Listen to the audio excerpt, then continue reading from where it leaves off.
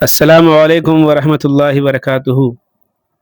دوستو، امید ہے آپ سب خیریت سے ہوں گے۔ اللہ تعالیٰ آپ سب کی مدد فرمائے۔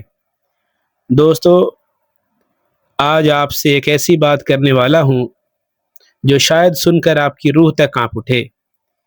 کبھی سوچا ہے کہ جب لوگ امانت میں خیانت کرنے لگے، زکوٰۃ کو ٹیکس سمجھنے لگے، بیوی کی ہر بات ماننے اور ماں کو نظر انداز کرنے لگے، مسجدوں میں بھی شور مچانے لگے، گانا بجانا ہر گلی کوچے میں عام ہو جائے، تو سمجھ لینا بھائی کھیل ختم ہونے والا ہے۔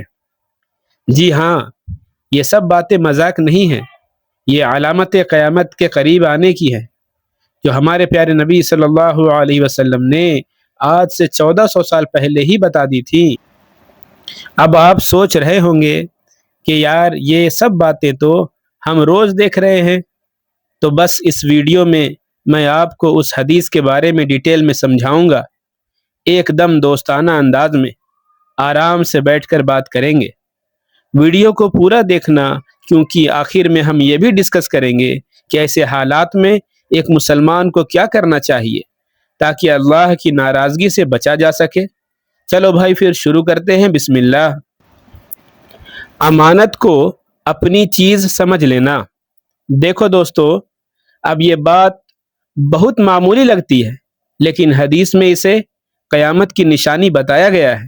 جیسے کہ کوئی آپ کو پیسے دے سنبھالنے کے لیے، یا کوئی موبائل دے، بھائی 2 دن رکھ لینا، لیکن آپ کیا کرتے ہو؟ سوچتے ہو چلو بھائی اب تو میرے پاس ہے، تھوڑا یوز بھی کر لوں۔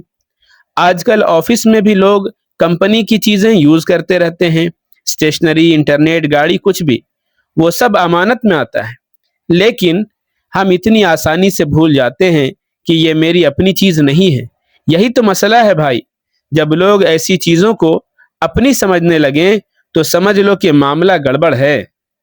زکوٰۃ کو ٹیکس جیسا سمجھ لینا۔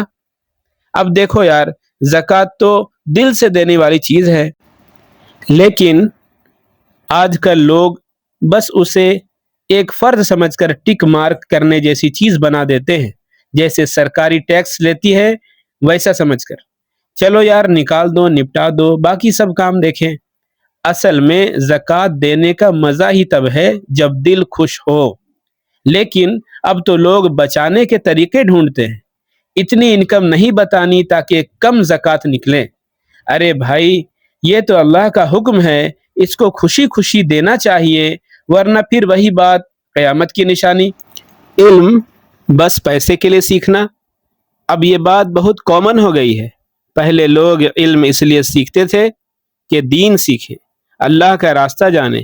آج کالج جائیں، ڈگری ملے، نوکری لگے، پیسہ آئے، بس یہی مقصد رہ گیا ہے۔ علم دین کے لیے نہیں بلکہ دنیا کے لیے حاصل کیا جانے لگا ہے، اور لوگ بیوی کی فرما برداری اور ماں کی نافرمانی کرنے لگے ہیں۔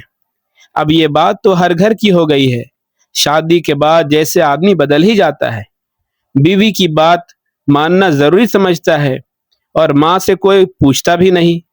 یار سوچ کے دیکھو، ماں نے پالا پوسا، بچپن میں جو چیز چاہیے تھی وہ سب ماں نے دی۔ آج اگر بیوی کے کہنے پر ماں سے دوری بنا لی تو کیا فائدہ ایسی شادی کا؟ بیوی بھی اپنے کام آئے گی ہی، لیکن ماں کا حق سب سے اوپر ہے، اسلام میں بھی اور انسانیت میں بھی۔ مسجدوں میں ہلہ کیا جانا لگے۔ اب پہلے تو مسجد میں جاتے ہی دل کو سکون مل جاتا تھا، لیکن اب کیا ہوتا ہے؟ موبائل کے رنگ ٹون، بچے کھیل رہے ہیں، بڑے لوگ باتیں کر رہے ہیں نماز کے وقت بھی۔ بھائی مسجد تو عبادت کی جگہ ہے، وہاں ایسا کرنا صحیح نہیں، مگر اب تو عادت بن چکی ہے، مسجد میں بھی چلا شور مچا رہے ہیں، تو سوچو کہ ہم کہاں جا رہے ہیں۔ یہی تو وہ نشانیاں ہیں جو رسول اللہ صلی اللہ علیہ وسلم نے بتائی تھی۔ گانے بجانے اور شراب اور پارٹی کا کلچر تو عام ہو گیا ہے یار، اب تو یہ اتنا عام ہو گیا کہ مت پوچھو۔ شادی ہو یا کوئی پروگرام، گانے بجانے کے بغیر کام ہی نہیں چلتا، اوپر سے شراب، سب طرف یہی دیکھنے کو مل رہا ہے۔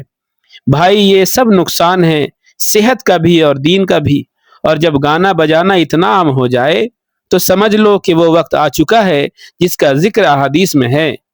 لوگ تو خود ہی موت کی دعا کرنے لگے ہیں۔ اب یہ سب سے بھاری بات ہے، جب انسان اتنا پریشان ہو جائے کہ بولے بس اب اور نہیں ہے اللہ مجھے اٹھا لے، تو سمجھو کہ حالات بہت خراب ہے۔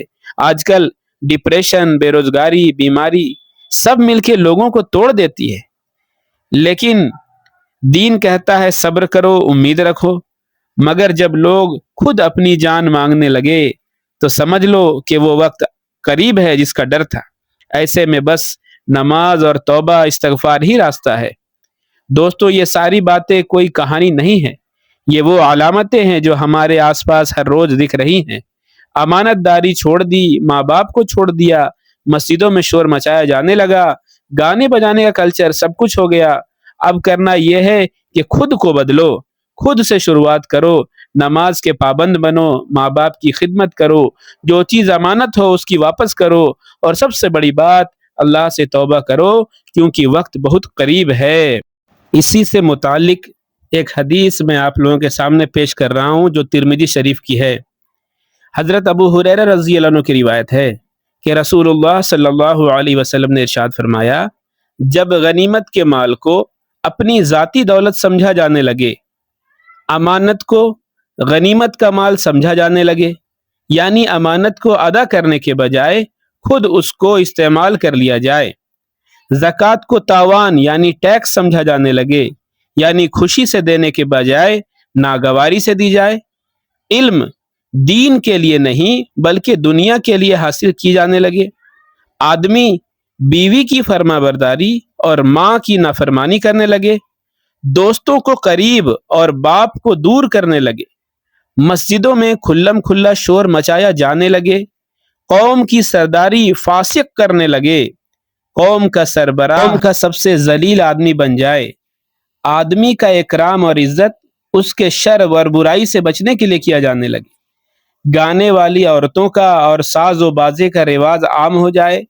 شراب کھلم کھلا پی جانے لگے، اور امت کے بعد والے لوگ اپنے سے پہلے کے لوگوں کو برا کہنے لگے۔ اس وقت سرخ آندھی، زلزلے، زمین میں دھنس جانے، آدمیوں کی صورت بگڑ جانے اور آسمان سے پتھروں کے برسنے کا انتظار کرنا چاہیے۔ ایسے ہی مسلسل آفات کے آنے کا انتظار کرو، جس طرح کسی ہار کا دھاگا ٹوٹ جائے اور اس کے موتی پے در پے جلدی جلدی گرنے لگے۔ یہ حدیث شریف کا ترجمہ تھا ترمذی شریف کی، جس میں اللہ کے نبی صلی اللہ علیہ وسلم نے بہت سی نشانیوں کو کھول کھول کر بیان کر دیا ہے۔ اگر آپ کو ویڈیو اچھی لگی ہو یا آپ نے کچھ سیکھا ہو تو یار دل سے شیئر کر دینا، کمنٹ میں بتاؤ کہ آپ کو سب سے زیادہ کس بات نے جھٹکا دیا۔ چینل کو سبسکرائب کر لینا، کیونکہ ایسی ہی باتیں آگے بھی ملتی رہیں گی، اور ہاں بیل آئیکن دبانا مت بھولنا، ورنہ نوٹیفیکیشن کیسے آئے گی بھائی۔